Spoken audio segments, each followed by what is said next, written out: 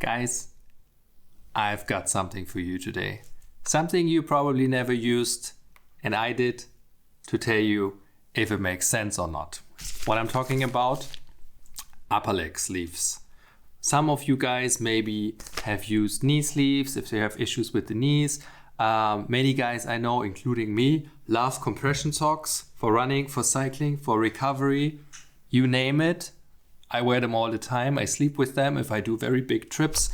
Recently, my Taiwan trip, I was wearing one pair during the day and one pair during the night. Next morning, absolutely no issue, and I could cycle for 12 days non-stop, 100, 150 kilometers per day, compression socks. And during cycling, usually upper leg is actually, if everything is set up correctly, the one that has more stress, more fatigue. The quads, those guys really propel you forward, and there's no support.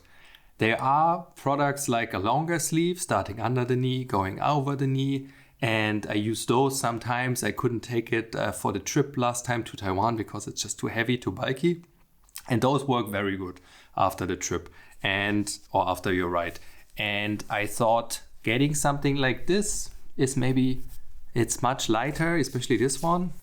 It's like a sock, very, very thin, but strong. I thought they would be nice for actually during the exercise, reducing some of the fatigue. And yeah, let's see if they are any good. If you're new to the channel, welcome to Sockling.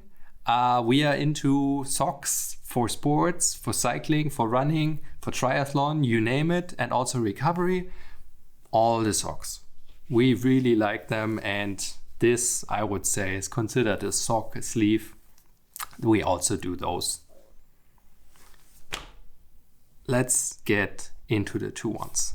So I got these two, and they cost me 10, 15 bucks, and they are, okay quality. Nothing high end, nothing too fancy, but definitely nothing too shady, something you would get from the dollar store. So these are really okay. What do they look like? So this guy is very thick, actually. I can't see any light through. It's very, very dense structure, very dense knit. So yeah, seems professional.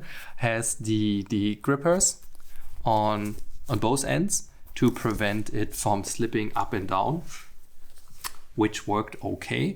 And the other guy doesn't have the grippers, but is much tighter. Similar to compression socks, this is nylon and elastan, and has also very strong grip. So it doesn't need the silicone grippers like the other one. It's pretty much staying in place.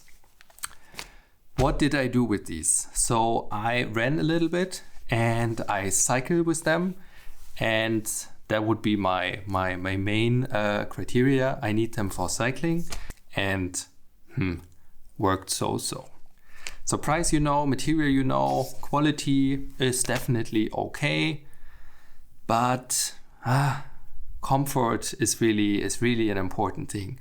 And usually the less material you got, the thinner, the lighter, the more comfortable people feel during the rides. And these guys are, especially this one, is very thick. It's there. And after a 2 hours ride, you still know it's there. It's not like you forget it. It's so light, you barely notice it's there. This guy is just, it hugs your leg. You feel it. And this one was a little bit better. So if you think about getting one, get a thinner one, I would already recommend. But both have the same issue. So you want them to be over the quad, which is the upper leg close to your knee. This is where you have the strongest muscle, and you want it to cover this area. But if you go closer to the knee, it goes into behind the knee, into the wrinkle area. And this is just not comfortable. Both slip a little bit into this area because your leg is going thinner to the knee, and they slip down and then you can feel it on the backside of your knee. Every pedal stroke, you're gonna feel it, and this is just not comfortable. And for me, this was pretty much the deal breaker for these. You have to feel comfortable. And if this is an obstacle during the whole ride, you cannot enjoy it. Maybe it's my legs. They are medium thick, I would say. I tried pulling them up a little bit higher. I tried to keep them in place, but they always slip down to your knee.